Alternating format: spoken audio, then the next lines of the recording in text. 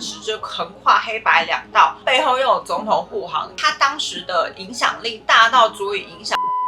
整个经济。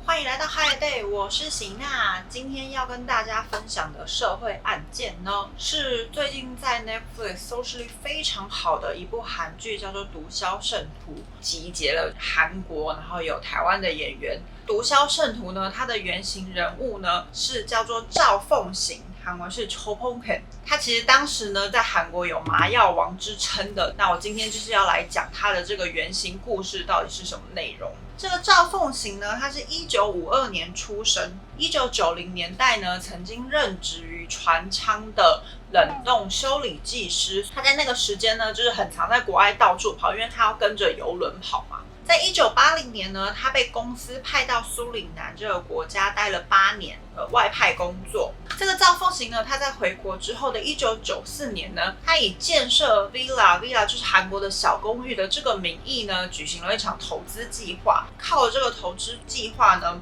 总共获得了投资了10亿韩币的这个投资金额。但是其实呢，他拿了这笔钱根本没有要盖设 villa， 他就卷款逃跑，其实是一场诈欺犯罪。当时也受到警方的注目，遭到警方的通缉。这个时候赵凤行想到了一个好办法，因为他之前有待在苏里南一阵子嘛，所以他当时就心里想说，苏里南是个逃亡的好国家，而且呢，苏里南跟韩国当时是没有签订引渡条款的，在当地国家有发生了犯罪行为，如果有引渡条款的话，在海外的这个犯罪者呢，他就会被引渡到原本自己的国家。所以赵凤行那时心里就想说，如果他逃到苏里南，苏里南政府也不会把他引渡回韩国，所以他当时就决定要逃往苏里南。那我来简单介绍苏里南这个国家。苏里南呢是位在南美洲的一个小国家，它是南美洲面积最小的国家，可是它的面积还是比韩国大1.5倍。但是呢，这个苏里南它的人口比例非常的低，所以当时呢，苏里南政府就是大量放宽外国人移入到苏里南，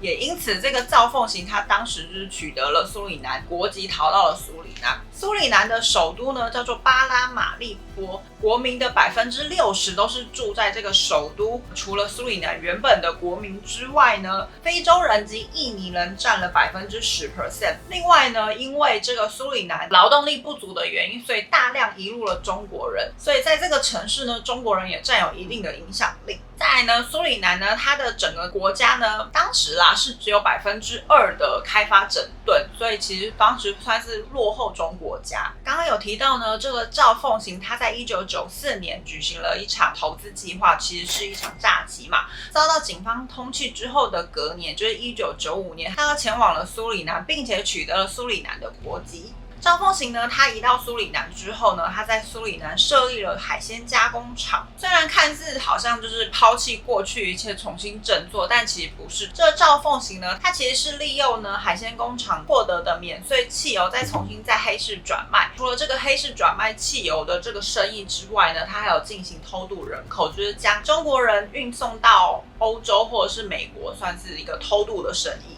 进行了这个生意一阵子之后呢，不管是黑市买卖汽油也好，或者是偷渡生意也好，各国的查缉更加严谨的情况之下呢，他的生意就受到了阻碍嘛。这时候他就想到了要找寻其他的生意门路，这时候呢就想到了毒品生意。当时有一个说法呢，就是苏里南的国民呢，有1半的人口都在进行毒品的相关生意，有毒品垄断国之称。可其实呢，必须要说，这部韩剧当时在上映之后呢，苏里南这个国家其实有大力的算是批评嘛，站出来说我们国家被讲的好像就是毒品治国，然后多么的腐败什么的。苏里南这个国家有正式的说明吗？不可以这样子毁灭他们国家的形象，这是后来新闻有陆续的报道。讲到赵凤行呢，他后来想到了这个毒品生意之后，他就开始进行正式的毒品买卖及流通。其实他算是很有生意头脑跟小聪明。他的毒品生意如果要走得长长久久，跟壮大他的毒品生意的话，他势必要找一个有钱有势的机关也好，人物也好。当时呢，就收买了苏里南所有的警察跟军队，去巩固他的毒品生意。甚至呢，他还找上了当时的苏里南总统。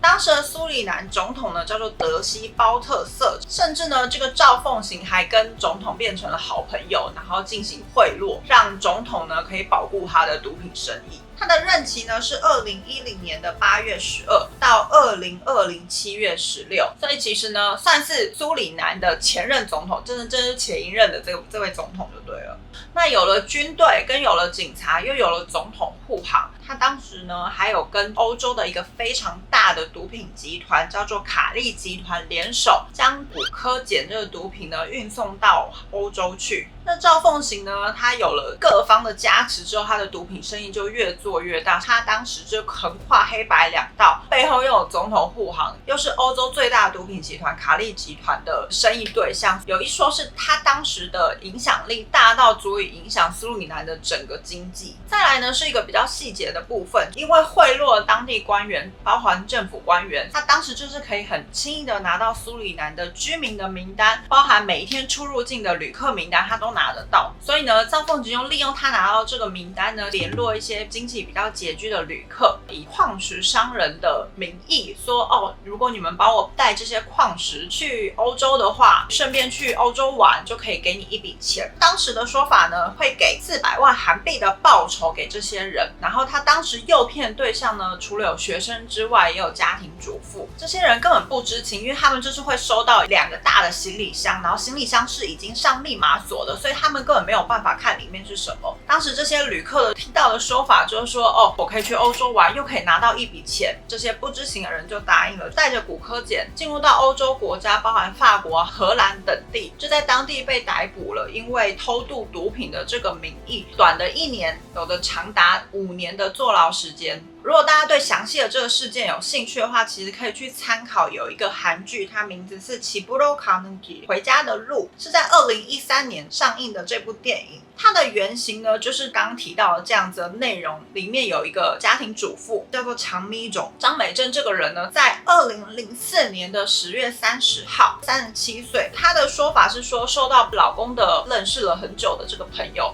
委托她带着矿石去法国。她听到的说法是说，因为税金的关系，我没有办法直接运送，然后包含运费啊等等的 blah blah 的理由，说可不可以帮忙我们把这个矿石带到法国？那你顺便去法国玩。成功的把东西送到法国之后呢，我们会提供你400万韩币，接近10万块台币的这个报酬给张美珍。张美珍说呢，她当时带着2个中型的行李箱前往法国。她抵达法国之后呢，却立刻在法国机场就被逮捕了。当时被逮捕的名义就是运送毒品的这个嫌疑。这个故事呢，我其实有大概查一下，其实我觉得非常可怜，是因为她就是一个家庭主妇，然后当时因为有经济压力，所以需要去赚这个钱。她完全不知道里面是毒品，那个行李箱上了锁，她根本也没有办法打开。她不太会英文，也不会法文。当地的警察逮捕的时候，她完全没有办法跟警察沟通，我不知道里面是什么，这只是受人委托，她完全没有办法解释。其实我想要联络在法国的韩国大使馆，大使馆呢确实有派人来跟张美珍接洽，可是呢，他们并没有积极的洗脱他的嫌疑吗？这张美珍入狱之后呢，多次的跟大使馆的人接洽，可是我查到的呢，就是这个大使馆非常的消极处理，然后也没有要积极帮忙张美珍出狱啊等等的，导致呢，他最后就是入狱服刑2年。而且呢，最后张美珍呢，他可以出狱的文书呢，是因为他当时有说是受到朋友之托嘛。这个朋友呢，后来其实在韩国被逮捕。这个朋友在韩国被逮捕之后，就是要上诉法庭嘛。判决书里面有写到说，张美珍是不知情的。这一段文字呢，有写在那个文书里面。这个文书呢，就是要被送到法国，让张美珍她可以脱离嫌疑，她才能出狱。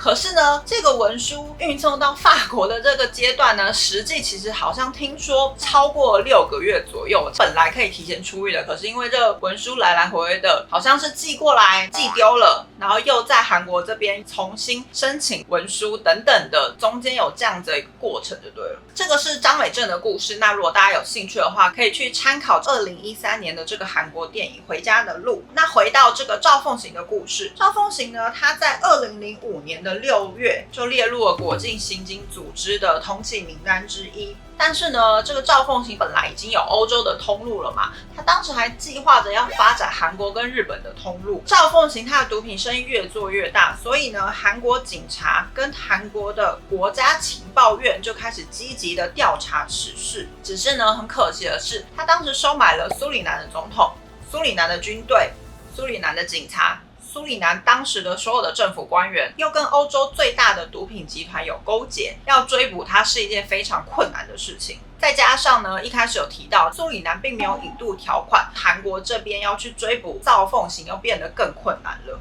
这个追捕行动呢，直到了2007年11月出现了这个关键人物。大家如果有看过《毒枭圣徒》的话，里面何振宇饰演的姜仁九这个人，实际上也真的有这个人。韩国国家情报院是称他为 K。这个 K 呢，他只是受到朋友的劝说，来到了苏里南进行特殊电焊条的相关生意。这个跟韩剧有一点点出入，因为韩剧里面演到的姜仁九呢，他是来苏里南进行那个烘鱼生意嘛。跟还有一个不同的呢，是《毒枭圣徒》里面演的这个麻药王，他是牧师的身份嘛，但是其实呢，真实人物这个赵凤行呢，他是在苏里南进行海鲜加工生意，这是两个比较大的不同。回到这个 K 呢，受到了赵凤行的迫害嘛，所以导致他的生意状况不是很好。K 呢，他就积极的想要跟大使馆求救，可是苏里南呢没有韩国大使馆，他就向这个委内瑞拉的韩国大使馆求助。这个消息呢传到了韩国，当然也传到了韩国国情院这边嘛。韩国国情院就是积极的要跟这个 K 联络，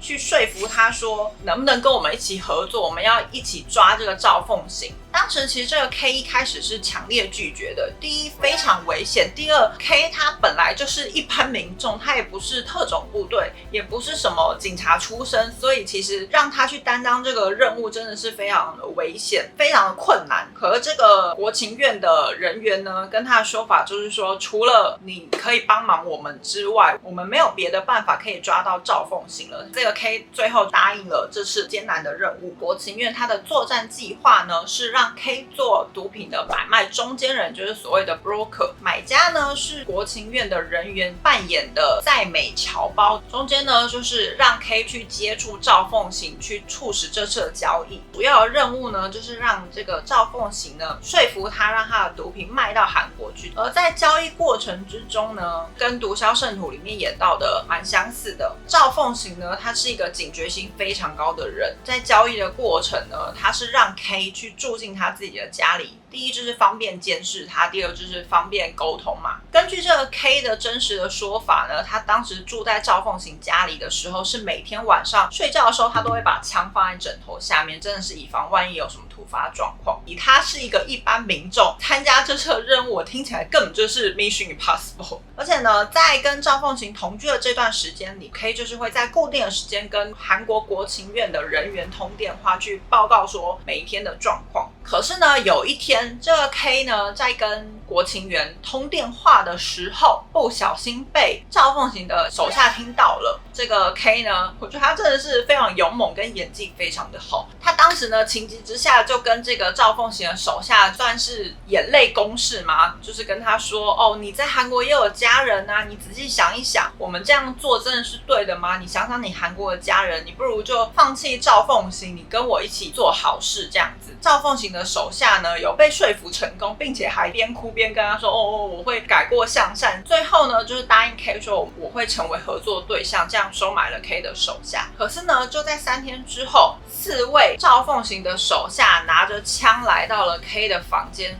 扬言说要杀他，因为呢他跟国情院通电话的内容被传出去了嘛。而且这4位就是包含当天说要跟他合作这个赵凤行的手下，最终还是背叛了 K。 他在危急之下呢大声的说他要见赵凤行。当时其实赵凤行人是在屋子外面的，所以他听到之后就进来看看这个 K 到底有什么说法。真的是觉得 K 的演技真的是有够好。他当时呢就跟赵凤行说，就是想要试探你的部下，不是真的跟国情院有什么瓜葛，我就是想要试探看看就是一个玩笑而已这样。赵凤行呢，他确实有半信半疑的，却最终还是被说服了。为什么呢？因为赵凤行觉得这个 K 呢，他手上拿了一笔大笔的生意，因为赵凤行想要赚他的钱嘛，所以他当时还是半怀疑的状况之下跟他妥协了。2008年呢，国情院呢为了要逮捕赵凤行，就在 K 埋伏了赵凤行的身边一段时间之后呢，这个国情院呢就说服了美国 DEA 毒品缉毒局合作进行这个逮捕计划。这个 DEA 呢也承诺韩国这边说会支援海军以及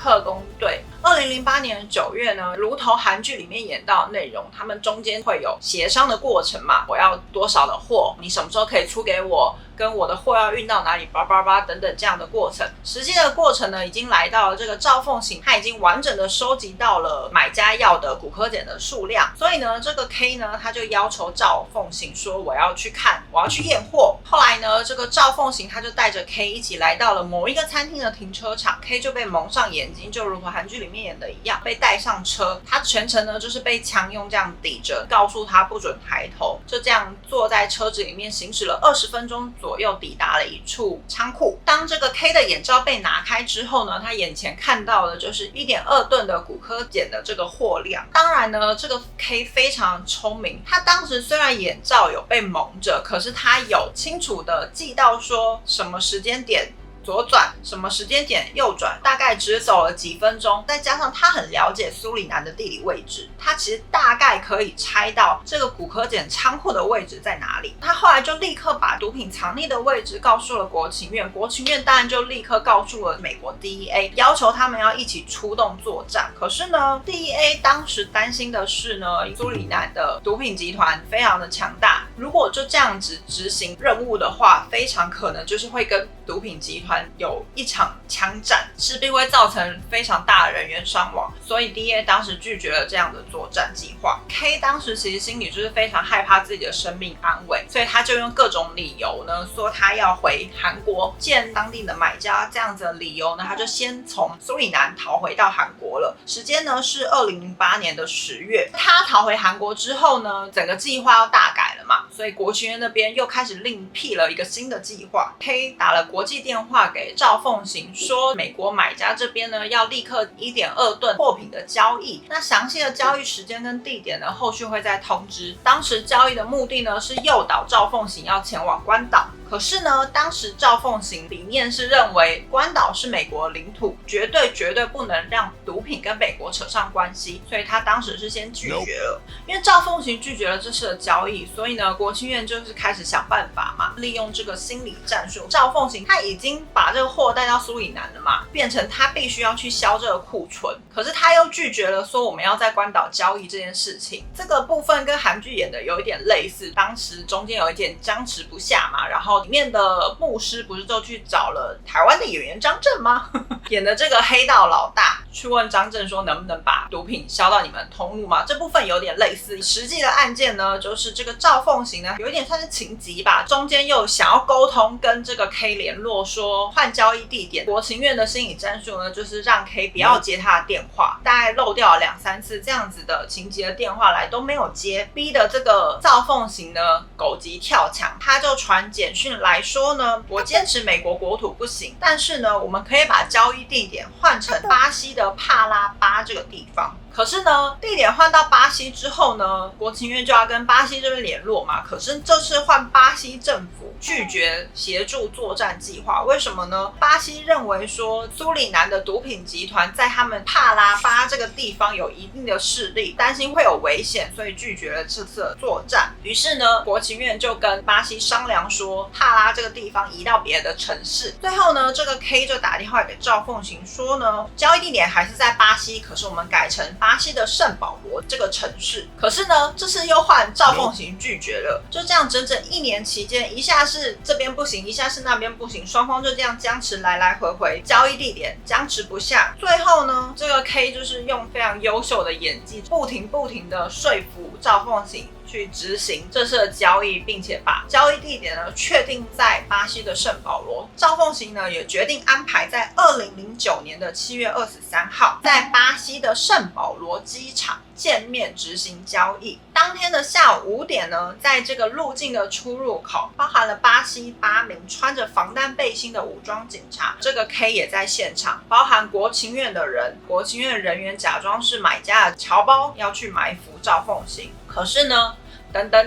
到了下午5点，这个赵凤行都没有现身，甚至查询搭机名单也没有赵凤行。当时其实巴西警察一度要求说要撤兵了，就觉得赵凤行发现了这次的作战行动，没有搭上飞机等等的。可是呢，这个 K 呢，他当时的认知是认为说，毒品交易这么大的行动，而且他们这中间来来回回这么多次，1年之间都在为了交易地点僵持不下，不可能赵凤行他会在最后一刻取消这个交易。他当时呢做了一件事情，在巴西警方的面前打电话给赵凤行，说呢就是你在哪里啊，什么时候会到啊等等的。其实呢这一段对话呢是假的，他是演给巴西警方看的，挂掉电话跟巴西警方说，哦，他的班机 delay 了，会晚几个小时到，请巴西这边再等等。这一段也是他当时的即兴演出。2个小时后，赵凤行的人呢出现在巴西圣保罗机场，巴西警方当时就是立刻逮捕了赵凤行嘛。韩国跟巴西是有引渡条款的，赵凤行就被押送到韩国进行审判。最后呢，2011年的时候，司法审判呢是判了10年的有期徒刑，再加上1亿的罚款。当时呢，赵凤行是59岁，2011年服刑，然后10年的有期徒刑嘛。当时其实这个韩剧播出之后呢，大家就是众说纷纭，网络上就有一片说辞，说这个赵凤行他其实根本已经出狱了，而且他出狱之后呢，回到苏里南生活了，有这样的说法。事实上呢，这个赵凤行他是在2016年的4月19号已经死于韩国的光州医院，当时他是64